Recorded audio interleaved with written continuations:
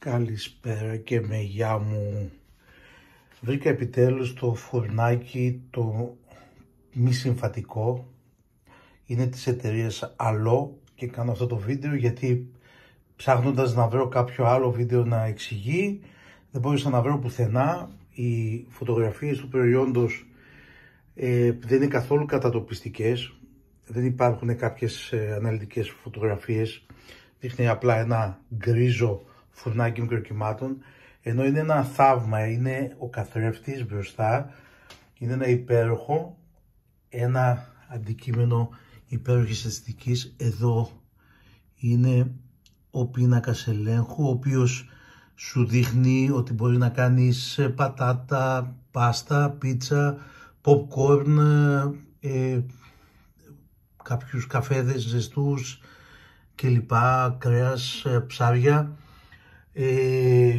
Και το βασικό, ανοίγουμε το φουρνάκι γιατί είναι φούρνος μικροκυμάτων, flatbed, βλέπετε δεν υπάρχει ούτε κάτι να γυρνάει, είναι εύκολο να καθαριστεί, είναι τεράστιος, είναι 23 λίτρα, πολύ μεγάλος, υπάρχει γκριλάκι από πάνω, quartz, για να μπορείτε να ξεροψίζετε τα προϊόντα σας ή οτιδήποτε. Υπάρχει μια σχάρα η οποία μπαίνει μέσα στο φούρνο μικροκυμάτων και μπορείτε εδώ να τοποθετήσετε το πιάτο σας για να μπορέσει να ξεροψηθεί από πάνω στο γκριλ. Είναι ένας πολύ υπέροχος φούρνος μικροκυμάτων. Δεν το περίμενα κυριολεκτικά, σε πολύ καλή τιμή. Το πήρα από την Ευραγορά στη Θεσσαλονίκη.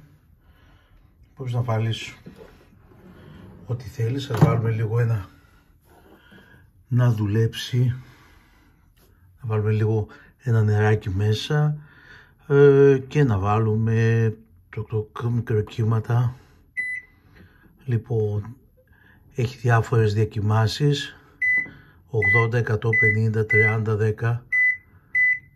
Εδώ είναι το πόσο δυνατά θα δουλέψει τα μικροκύματα. Και βάζουμε για 1 λεπτό. Συγγνώμη, 1. Παπ. Και πατάμε το start και ξεκινάει ο φούρνος μας να μας ζεστάνει το νεράκι μέσα στο ποτήρι που έχουμε. Όλα καλά, είναι υπέροχος ο φούρνος, έχει όλα τα καλά. Το μόνο ψηλό αρνητικό που θα έβλεπα στην όλη περίπτωση είναι ότι το φημέ το τζάμι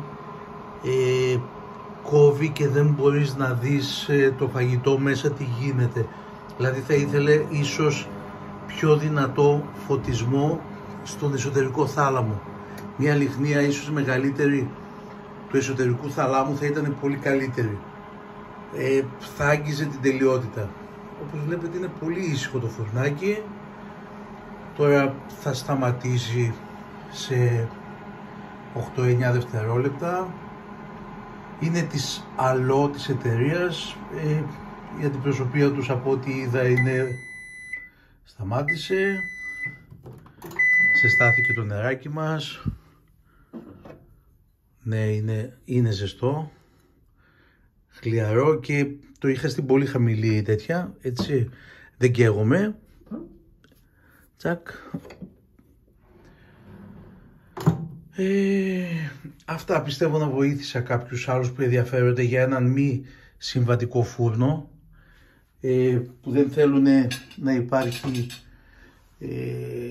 η παλιά η πόρτα που ανοίγει έτσι και δεν μας εξυπηρετεί πολλούς από εμάς, που θέλουν να κάνουν ένα popcorn για μια βραδιά με σινεμά στο φούρνο μικροκυμάτων, να ψήσουν το ψαράκι τους, την μπριζόλα τους στο φούρνο μικροκυμάτων με το γκριλ το οποίο θα το ξεροψήσει κιόλα, να κάνουν την πίτσα τους, πολύ σημαντικό.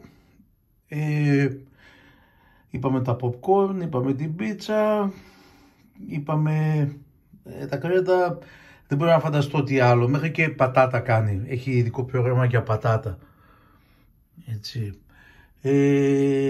Πολύ καλό μηχανάκι, από ό,τι φαίνεται. Πιστεύω να ευδοκιμήσει και να ζήσει και πολλά χρόνια. Καλή κατασκευή και σε πολύ καλή τιμή. Εγώ το πήρα από την Ευρωαγορά στη Θεσσαλονίκη. Πιστεύω ότι μπορείτε να το βρείτε κάπου και εσείς στην ανάλογη περιοχή σας.